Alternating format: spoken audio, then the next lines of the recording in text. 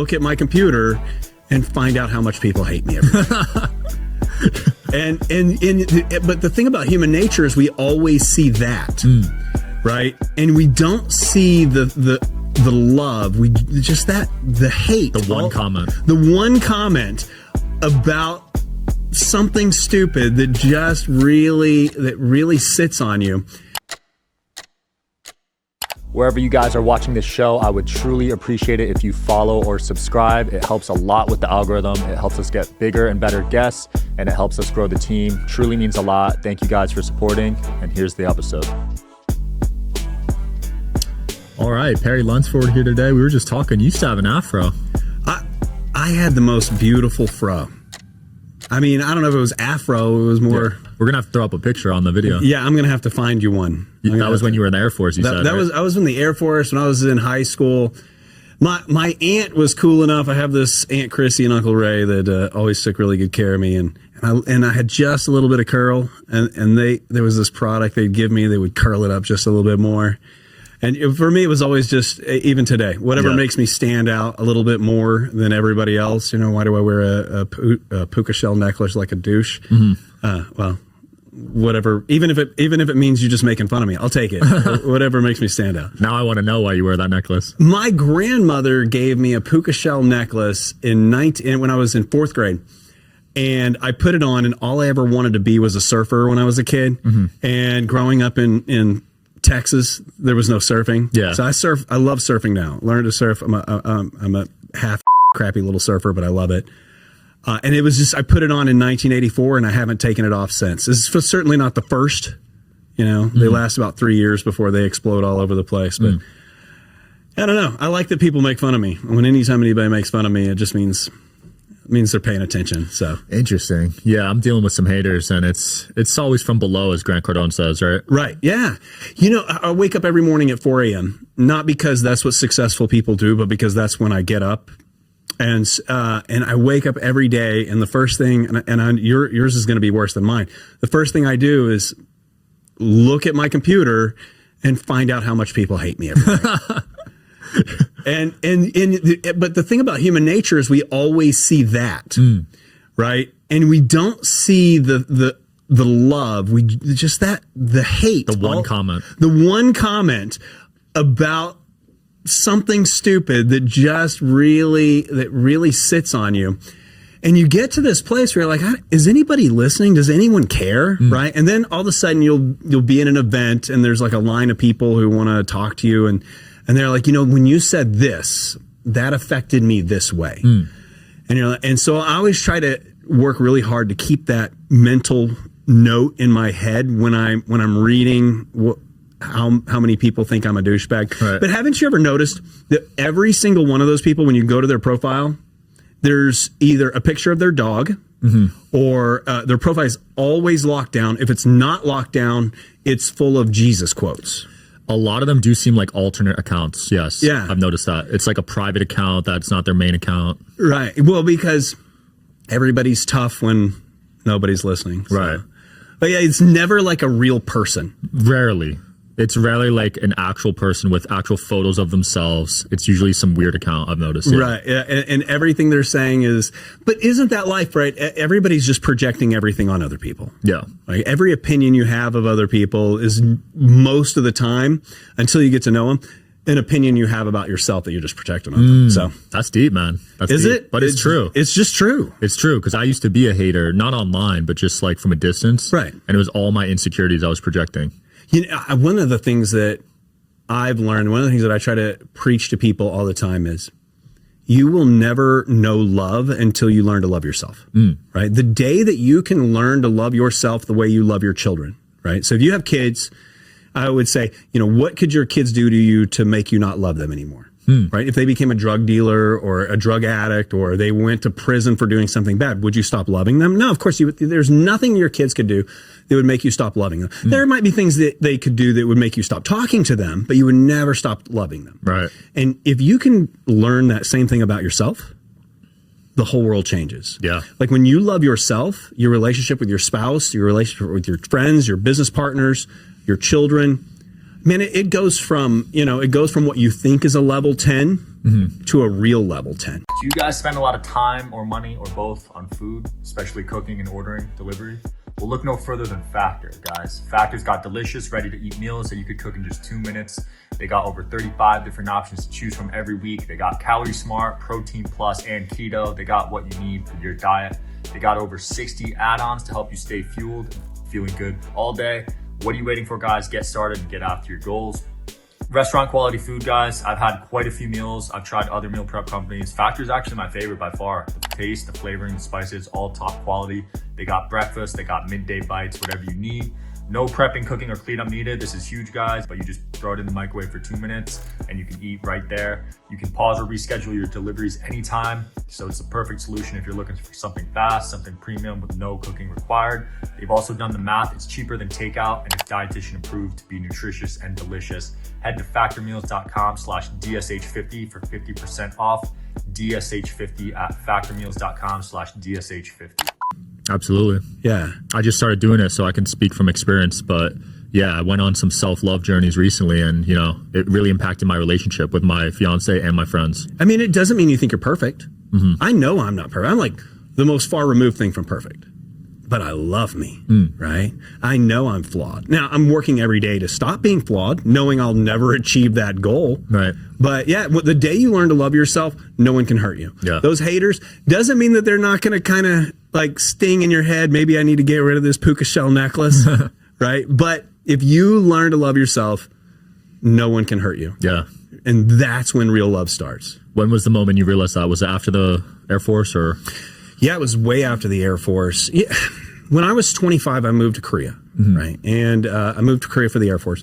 But I decided if I was going to go there, I wanted to take something out of it, right? I wanted my kung fu journey moment, and doing it in Korea seemed appropriate, even though wrong country, but right continent. And so I was like, I'm going to go there and I'm going to begin working every single day to be a better person, right? And so the first 2 laws that I wrote myself were, I'm never going to go to bed without knowing what I did to make myself a better person mentally and physically. And so if I would lay in bed and I go, I didn't do anything today, I'd put an audiobook in and I'd get up, and it didn't matter if it was midnight when it occurred to me. I'd throw an audiobook in and I'd go for a 5-mile run. Wow. And so I started that journey at 25. I'm 49 now, right? I'm the old dude in the room typically. And so, you always hear people say 1% better every day over decades. Man, my life is crystal clear. Like I can see the future. I can see in multi dimensions. Wow. I know everything that's about to happen. Now, I don't know exactly what's going to happen, but I know 1 of 10 things is going to happen. There's always that weird, like, outside thing. But so here's what I came up with. Here's the rules of life. And these are, in my offices that I run, the companies that I run, we only have these rules, right? I'm in control of myself, my future, my attitude, and my income. Always be on time. Try to help people smaller than us. Treat other people the way we want to be treated.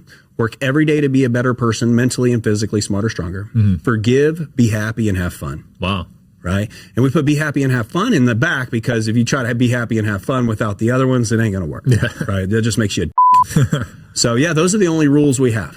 I love that. I don't care how you dress. I don't care, I don't care anything. If you follow those 8 rules, and then, so I have 5 kids too. Wow. And the other thing, I made 2, my wife made 3, which pretty much means I have 5 kids. And the other thing is every single time something bad is happening in life, like every single time things aren't right, I promise you, Sean, you go back to those 8 rules and you'll figure out where you're up. I promise you, you go back to those 8 rules. And so when my kids were young, every night they would get on their knees, they say the prayer, and that's how we ended every prayer.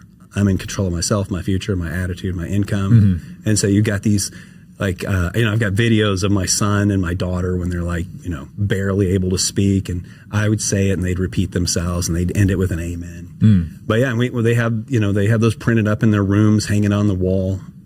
And then in my companies, every Friday we say it like a chant together. I love that, man. Sounds like you're really in touch with your purpose. There's a lot of people my age that struggle finding that. I was just talking to my friend the other day about it, and he's actually depressed. And it's a common issue. When would you say you really found that purpose and locked in with that? 25. So pretty early. Yeah, I'm the same person now that I was then. I've made a lot more mistakes, right? Because I think wisdom is just learning to not make the same mistake 3 times. So you see a hole in the wall, you stick your finger in it, you get bit, you go, okay, well, let me stick my finger in there one more time. And okay, we don't do that. But as far as who I was at 18 and who I was at 25, 2 totally different people. But who I was at 25 at the beginning of this journey and who I am now is just a more mature version of that. And as long as you stick to those things, right? You do the right thing. You treat other people the way you want to be treated. You fall in love with yourself. So what is depression? Depression, in my experience, and I never think I'm right, all I can speak about is my mistakes in life. Is if you don't feel you deserve to be loved by you, how the hell is anyone else going to love you? Are you interested in coming on the Digital Social Hour podcast as a guest? Well, click the application link below in the description of this video. We are always looking for cool stories, cool entrepreneurs to talk to about business and life. Click the application link below, and here's the episode, guys. Right? Yeah. And if you can love yourself, and I know we're repeating ourselves, but like, how do I run my companies? Well, first off, I believe in myself completely. It's the only thing I invest in is my companies and me. Right? I believe in my clients completely. I believe in the people that are my business partners completely. And man, that's all depression is not thinking you deserve to be loved. A mindset, you're saying? Yeah. I mean, I feel like my parents, they did a good job of teaching me that. That's cool. I don't know that they know that. I don't know that that was their intention to teach that. I don't even know that my parents love themselves at all. Right. But they did a great job of teaching me. Was Air Force their decision, or was it yours going there?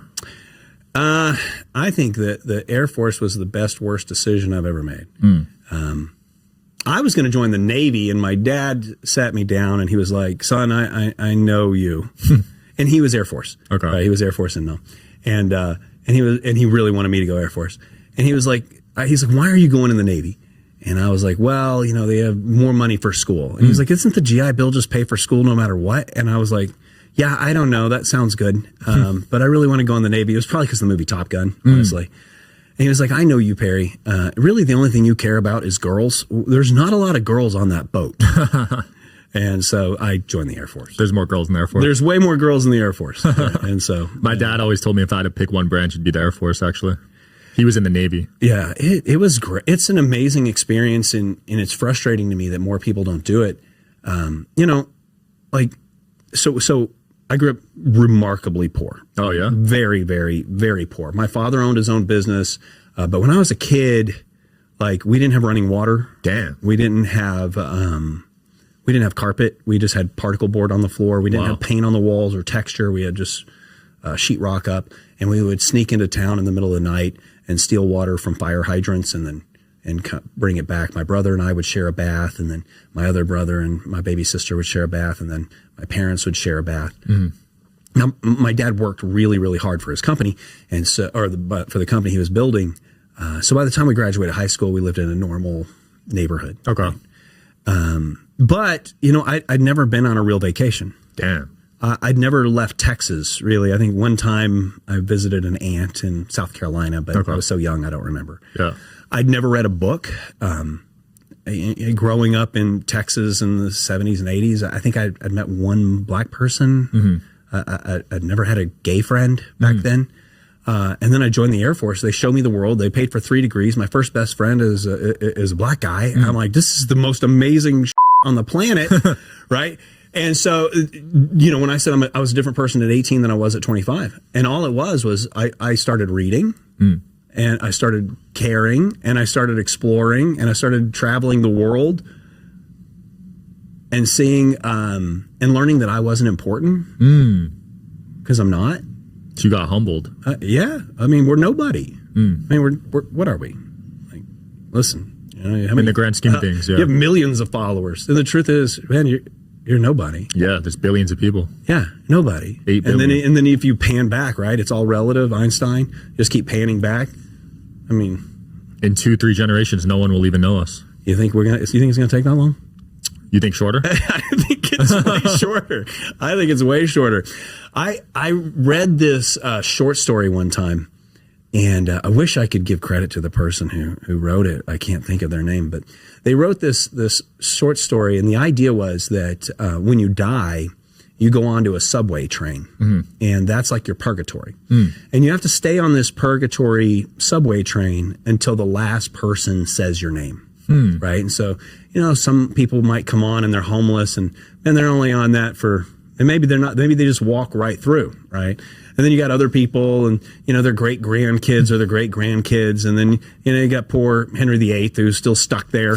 Right. Yeah. And that really affected me because I was like, how do you live the longest? Right. I mean, I could die on the way home today. Right? I've lost 3 friends in the last couple of weeks. Wow. It's depression, really, and cancer. Yeah. It's hard. But how do you live longer? So you could build a building with your name on it and stay on that subway longer. Okay. But maybe the idea isn't to stay on the subway longer. Maybe the idea is, Steve Jobs talked about putting a dent in the universe. Okay, well, I'm not smart enough to build an iPhone. Not. But what I can do, maybe, is affect you in a way that it affects your kids, in a way that it affects their kids, in a way that it affects their kids. All right. And that's how you stay on that subway. That's how I stay on the subway. So you want to stay on the subway, you're saying? I want to make a lasting impact that changes as many people's lives as possible. You know what I want to be when I grow up, Sean? I want to be dead. And here's what I mean by that. This is really my only real goal in life. When I die, I want a line around the block as long as possible of people who want to speak at my funeral about how I changed their grandkids' lives. Wow. And that's what I get up every day and do, right? That's special, man. Well, we'll see how long the line is. Yeah. What caused that spark, that drive, you think? I think it was that story. Wow. I think it just might be that story. Plus, I think your childhood was kind of traumatic too. Yeah, of course, everybody's childhood is traumatic. My parents were wonderful and horrible and fantastic. They're humans, just like you and I. Right. Wow. I mean, how many times do you wish you could go back and go, well, that was probably a bad idea. I was a bad kid, man. Yeah, I was too. I was in the principal's office like every week at least. Joining the Air Force was almost it was a necessary.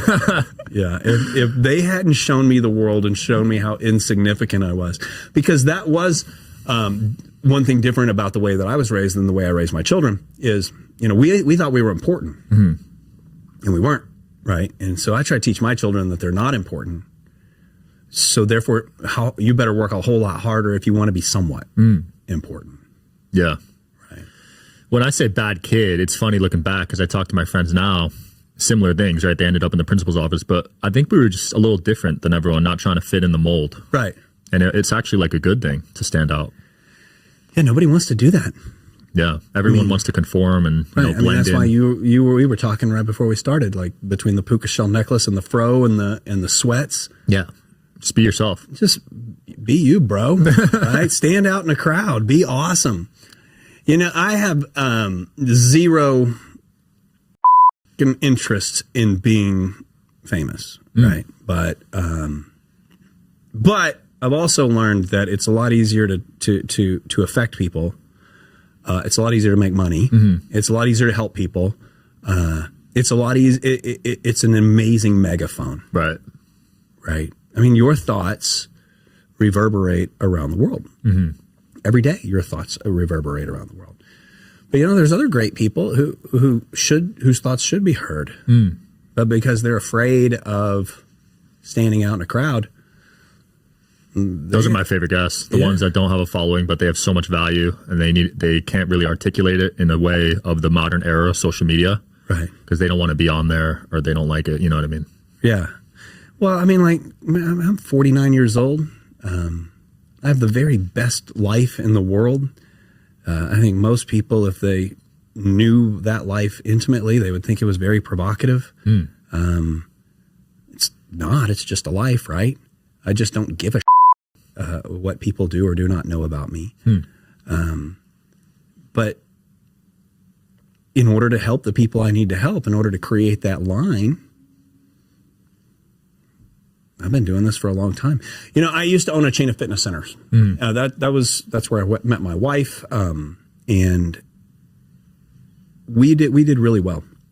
And then one day, I opened the last gym, and it was supposed to open with 2,000 members. Instead, it opened with 75, and 75 members. Oh wow! Not big change. Giant. It was supposed. Yeah. So what had happened was we signed the lease, and then evidently, at the exact same time, Planet Fitness had signed a lease like 2 blocks away.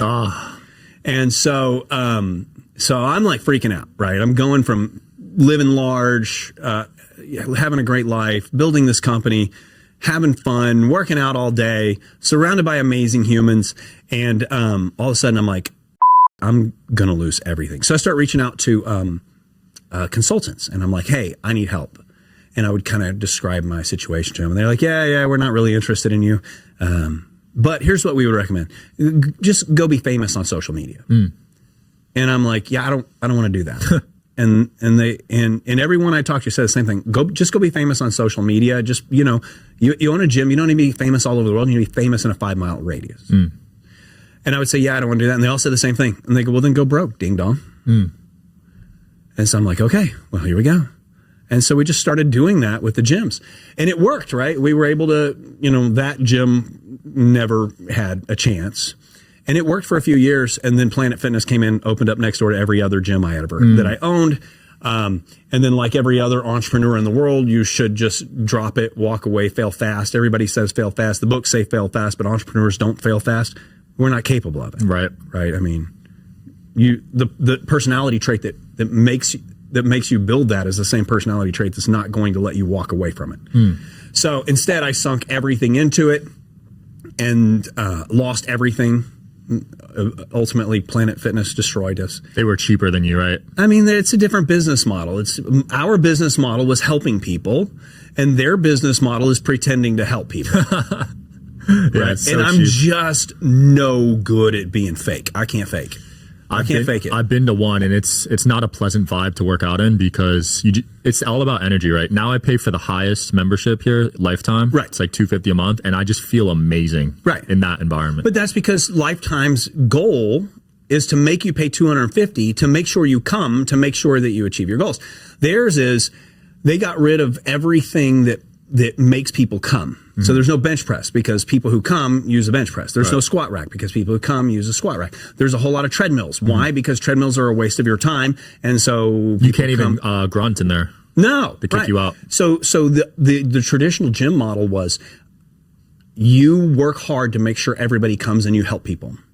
But the problem with that model is you can only fit so many people in your gym, which means you can only have X number of members. And then, so every time you get a couple more members, then it gets a little more full, so a couple more people fall off, right? And that's been the traditional gym model.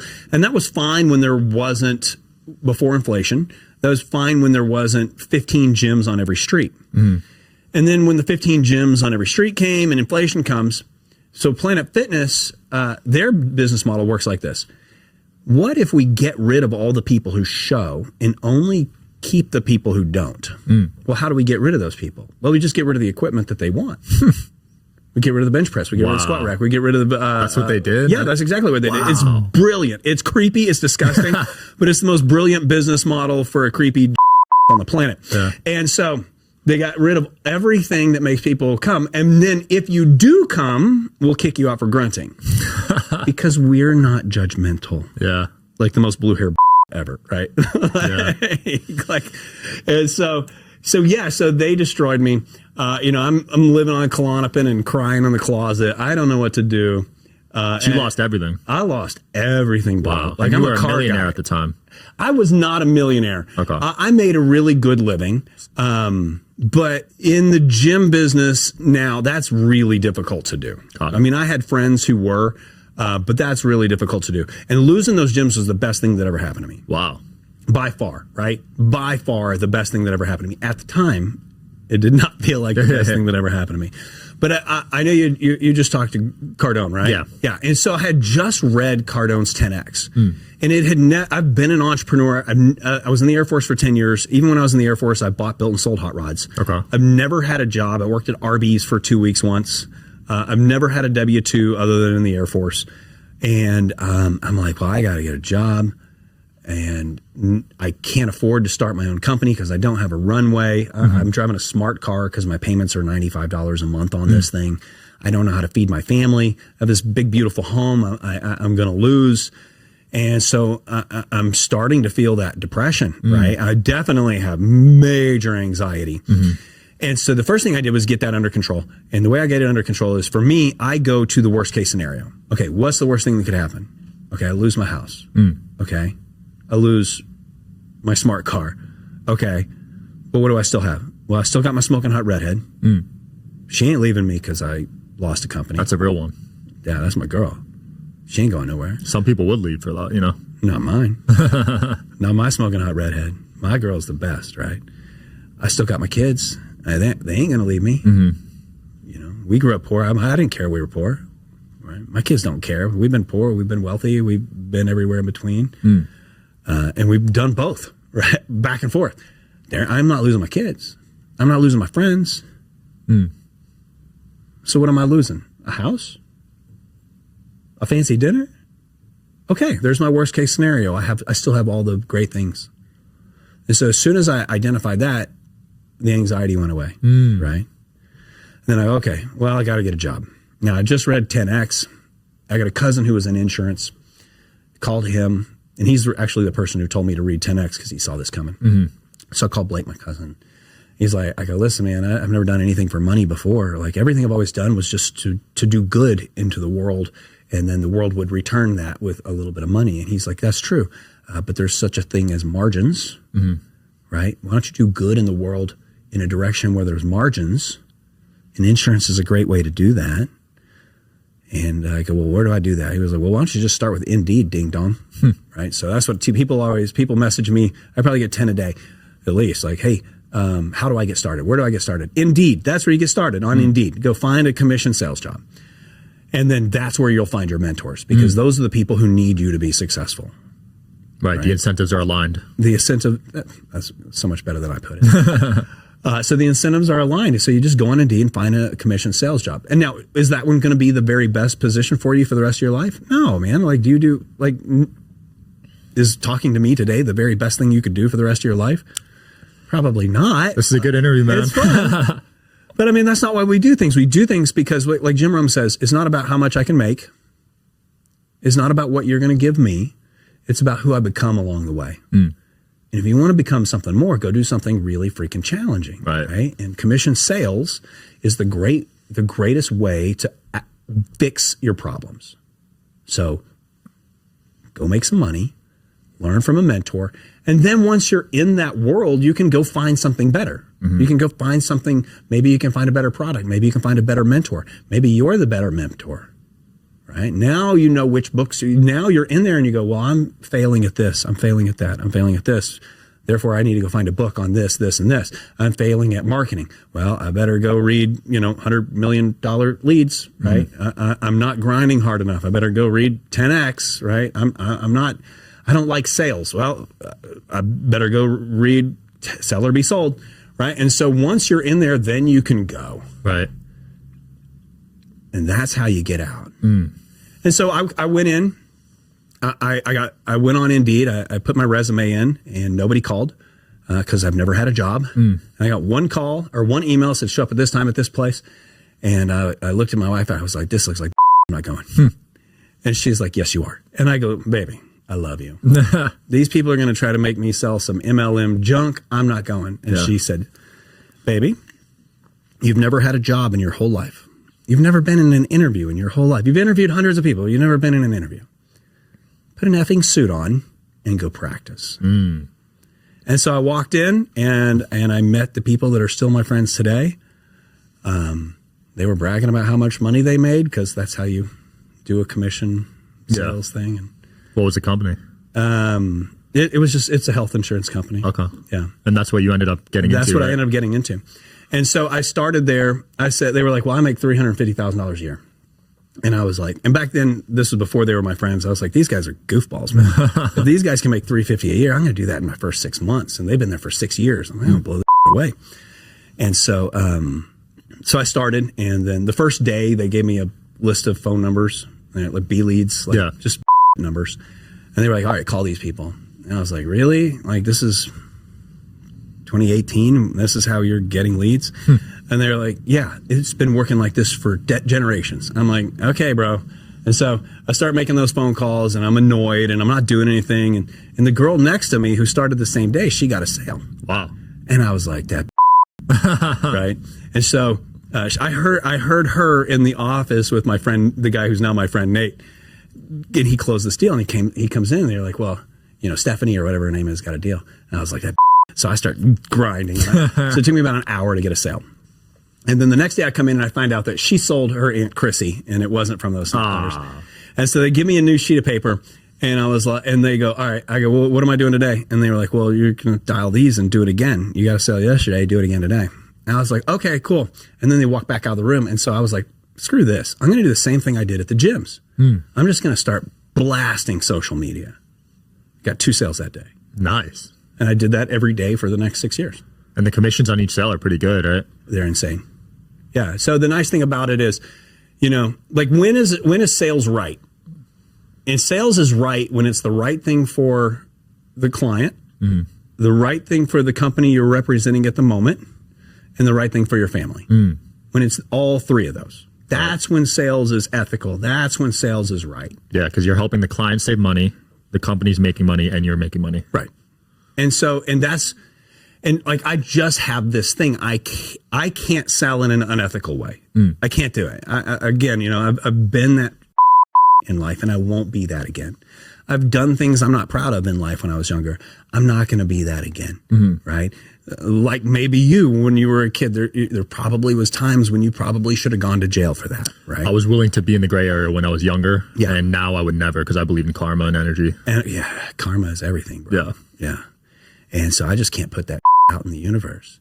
And so I got lucky enough that I walked into a place where, you know, they didn't know how to run it like a business yet, but they were good people. And so basically I did that for a while, and then they kind of were like, well, how can you do this for a bunch of people? I was like, yeah, this is completely scalable. How many leads do we want a day? You want 200 leads a day? Bam, we got 200 leads a day of people reaching out to us instead of us calling them. And you were running Facebook ads? Running Facebook ads. I've been running Facebook ads. That's how I found out about you, man. Yeah. You popped up on my feed. I'm like, I'm reaching out to this guy. Once I'm on, bro, you're stuck in my healthy insurance dude, right? Healthy insurance dude. Yeah, I love it, man. I love what I do. I love helping people. I love making money off of it. I love helping agents. I love creating content. I didn't at first. Same. I was scared for 6 years. I didn't want to put myself out there, but now it's the best decision I've ever made. Yeah. So when people ask, Bobby asked, what do you do for a living? I was like, I don't even know how to answer that. Like, what do? I create content and try to make people feel good. And I monetize that through health insurance. The Healthy Insurance Dude is about to go live with more than just health insurance. It's going to be P&C. It's going to be every version of insurance by this time next year. The Healthy Insurance Dude will be a household name. Nice. Because, do you know what sales is? So here's what you sell. Here's what I sell. Sales is trust. Right? People like to say people buy from friends. I don't agree with that. People buy from people they trust. Do you trust me? Yeah. It doesn't matter if you like me, Sean. Do you trust me? If God forbid your spouse or girlfriend or daughter was in a place and something bad happened, do you want Perry Lunsford there? Don't matter if you like me. Do you want Perry Lunsford there if you can't be there? Right? The answer is yeah. I have a superhero complex. Your daughter, your wife, your spouse is going to be okay. I might not be, but they will. Right? And so that's what we sell. We sell trust. And the Healthy Insurance Dude will be a household name. It will be the most trusted name in insurance in the country, and it will happen within 2 years. That's beautiful to see you give the insurance space a good light, because sometimes there's some negative experiences with the insurance space. Always negative experiences. Yeah. Always. I mean, why do we have thousands of 5-star reviews? Well, not because what we gave you is the best, because you can't afford the best. In health insurance, you want the best? Sure, it's $5,000 a month. You don't want to spend $5,000 a month? What do you want to spend? You want to spend $500? Okay, let's get you the best for that. But the difference between being happy with what you have, whether it's a car or it's insurance or it's a house, is do you understand what you have, and did you enjoy the process, and is there customer service when you have a problem? Right? I mean, let's say I brought you and showed you a car, right? And it's a Volkswagen, and it's $1,000. And I convince you that you're buying a Porsche for $1,000. You're going to drive off in this Volkswagen happy as a puppy with 2 peckers, right? Right. But it ain't going to take long before you start realizing that that's not a Porsche. But if you come to me and you go, listen, I have $1,000, I need a car. I go, listen, I got a car for you for $1,000. It's a Volkswagen. It ain't a Porsche. It's a Volkswagen. But it will get you from place to place. It's going to get good gas mileage. The air conditioner might break occasionally, but if it does, bring it back. We'll fix it for you. Now you're going to be happy with that Volkswagen for the rest of your life. Right. Because you're honest, you're upfront, you're not misleading. But that's not how people teach sales. No. I went through the most miserable, embarrassing, disgusting thing a few weeks ago. Like a major influencers people reached out to me. And they insinuated, they reached out that they wanted me to come on their podcast. Like you did. Only it was just a sales pitch to get me to write a $20,000 check for their. And I went from holding this person at the absolute highest levels of respect to when I hear their name now, my stomach turns. I know who you're talking about too. Yeah. And it was just, and I was, and the thing was like I called my friends. You were pumped to tell them you're coming on. Oh my God. and then the next day I was like, this felt like it might be, but let me explore this opportunity till I find out. Yeah. It was a week and a half later before I'm completely 100% know that I got snowed. Oh, man. And I'm like, and this is someone who like teaches ethical sales, right? And their team is the one doing this. And I just was like, and so then here's the worst part, Sean. I got to call my friends, and because I'm not going to just let it sit. I got to call them, because I'd rather you find out from me than sit around like, heads up, hey, when are you going to be on Ding Dong's podcast or whatever, or Mr. Man. Ding Dong's? It is a shame, but it's also a life lesson, and it's also funny, and it's also a nice lesson for someone who's learned a lot of lessons before. I love that, dude. Yeah. What you gonna do? Perry, it's been fun, man. I wish we could go another hour. You're a fun man to talk to. Anything you want to close off with or promote? Healthyinsurancedude.com. Healthy Insurance Dude everywhere. Perry Lunsford.